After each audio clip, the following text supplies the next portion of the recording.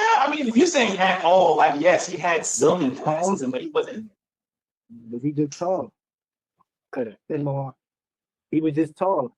They was socking, they was punching on people, bro. He was not Yoke got skills, but Yoke, it been 180 Yokes that did nothing in the league, bro.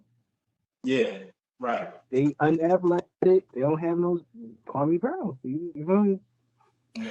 So it's like, but my point of it is, it's like I understand where he's coming from, but at the end of the day, when you jump into you might start something with the talent, but over time, it's not your talent that has to progress. Your talent is always going to be your talent. They make sure of that. They make sure that that's why when you play in the NFL, you only got like 4 or 5 good years of what they are wanting to have you. They can get somebody else younger. So that same thing with rap. They don't want you to be a 35-year-old successful rapper. You know too much now.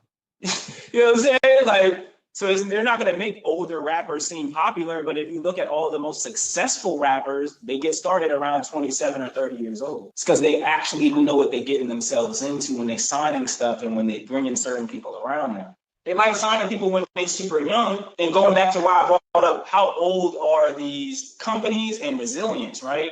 Because for the NBA, all the companies that run the world today, they got some age on them, man. They went through bankruptcy. They messed up some money. They've foreclosed some stuff. They've rebranded. They've had some different logos. If you put 67 years or 76 years into your brand, you don't think you'd be pretty good at it by then? So that's what I've been saying to people. It'd be like, people want to sell everything that they do before they're even, you know what I'm saying? And this is why I brought resilience to the table. And I'm going to bring up one other topic. I'm going to move on from resilience. But it's like, it's one of the most simplest things, but I'm starting to notice we were taught the opposite. So even when you start talking like this, people start questioning themselves and the people around them because we've been misinformed.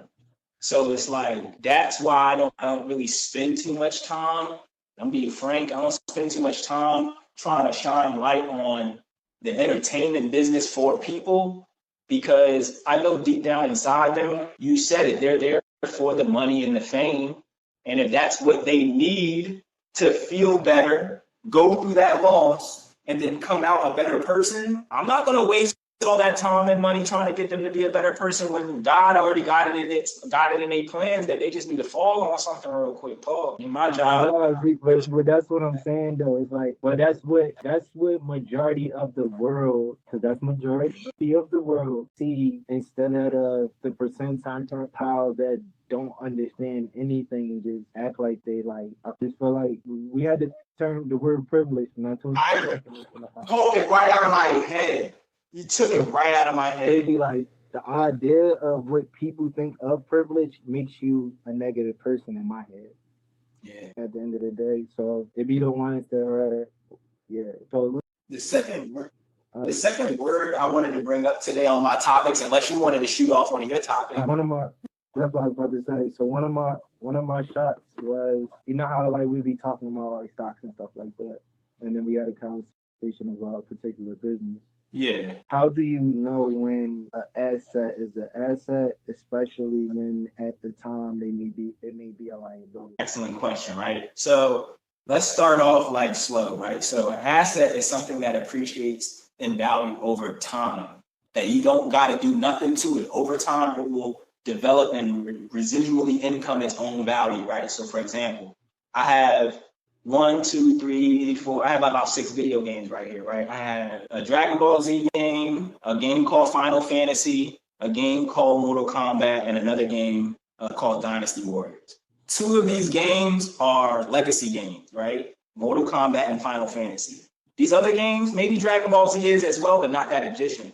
But things sell from that point of view, right? Is like establishing that value in people's lives and, you know, just helping them understand what it means for them specifically, right? So I think that's like worth noting, like in an asset, right? It's like it's gonna be a collectively conscious agreement that it's valuable. So now we're gonna move into a real asset class like gold or something. Gold has intrinsic value. Intrinsic, new vocabulary word, meaning like it has a value that's special to itself, just to break that word down as simply as possible. So it has its own intrinsic value based on society, but then let's go to its practical value though. It's a precious metal that takes thousands, if not millions of years to develop in the undergrounds of the earth. You have to refine it in order to be able to use it. It's highly conductive for electricity and it doesn't rust. So it's like it has practical uses that if you bought it, you could find some application in your life with it. And then on top of the fact that people make jewelry out of it, and it also just facilitates as a currency-backed precious metal and etc. Like this is what gives gold value as an asset, not just because a nigga just said so or somebody just said gold is valuable. It's because you can use it for something as well as it's useful itself, right? It's going to be highly existent without your governance. It's going to continue to make itself. The molecules and the atoms and the stuff going on underneath the ground are going to make more gold with or without you, right? It's a living organism. So let's bring it back to why things sometimes can be an asset and turn into a liability, because it's all based on intrinsic value. There is no practical value, right? So it's like with a house, its practical value is it can shelter you.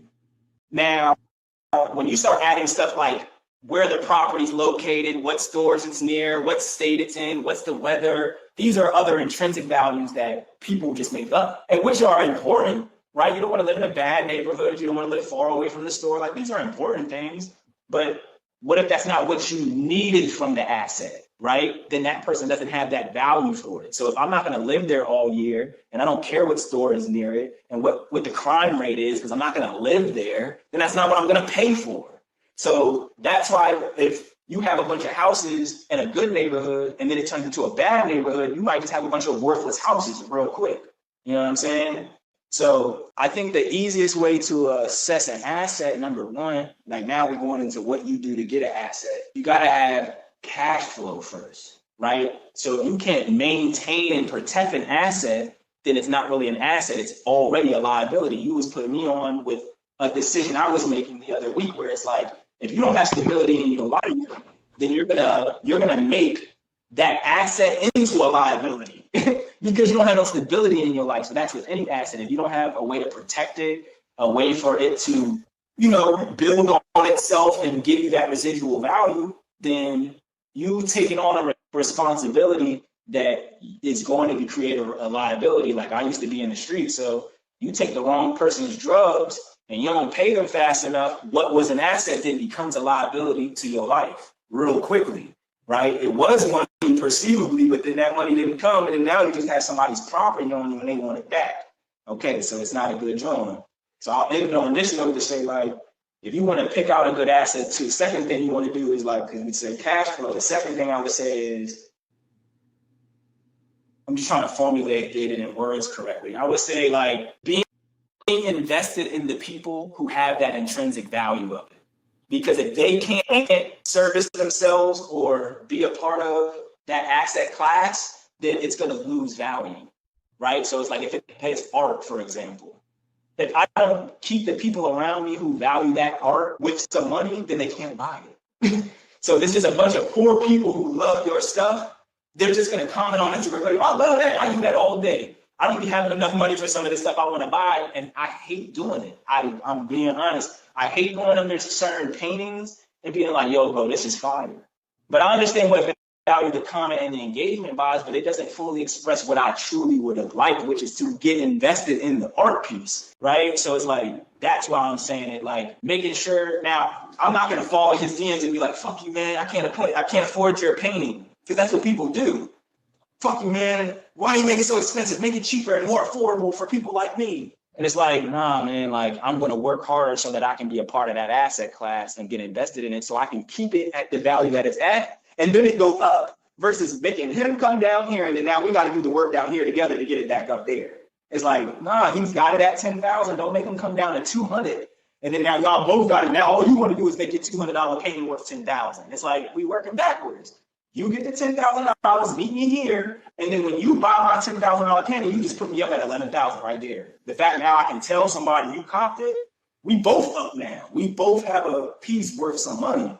So it's like that's how I would explain to somebody. Number one, have something cash flow, some form of insurance for your assets. when you're going to acquire them, and then like also maintain the community or the system that appreciates the value of your asset. Otherwise, it becomes worthless.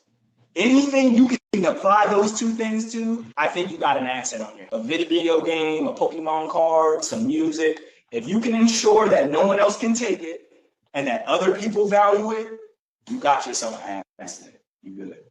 And if anything, I got. Was that the only thing you wanted to talk about with stocks? And even with that, that was just you broke it down, you simplified it, that I should say, so people can understand and recognize that